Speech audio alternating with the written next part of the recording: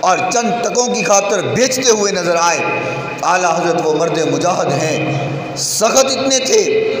کہ فرمایا کرتے تھے کہ نبی کا کوئی دشمن میرے سامنے سے گزر کر کے دکھائے، ہو حضور کا دشمن اور پھیلاتا ہو حضور کی نفرت کو تو وہ میرے سامنے سے گزر کر کے دکھائے۔ پٹھان تھے نا، سخت اتنے تھے کہ حضور کی محبت میں کسی قسم کا کمپرومائز نہیں کیا جا سکتا، اور نرم اتنے تھے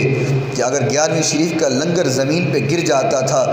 تو اپنے ہاتھوں سے نہیں اٹھاتے تھے بلکہ اپنی زبان سے اٹھایا کرتے تھے۔ محبت اور عشق کی جو جھلک اور محبت اور عشق کی جو لگن ہمارے دلوں میں آج نظر آ رہی ہے تو وہ حضرت سیدی اعلیٰ حضرت علیہ رحمہ اللہ تعالیٰ کی محنتوں کا نتیجہ ہے۔ یہ وہی ادوار ہیں۔ ایک مولوی نے کہہ دیا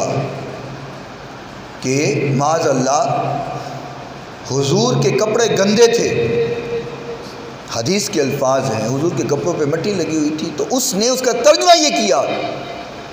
کہ حضور کے کپڑے گندے تھے۔ یہ بات اعلیٰ حضرت علیہ رحمہ اللہ تعالیٰ کے پاس پہنچی کہ وہ فلاں مولوی کہہ رہا ہے حضور کے کپڑے گندے تھے، تو آپ نے فرمایا اس انسان کو ایسا نہیں کہنا چاہیے تھا کہ حضور کے کپڑے گندے تھے، بلکہ اس کو کہنا یہ چاہیے تھا کہ مٹی نے حضور کے دامن میں پناہ لی ہوئی تھی۔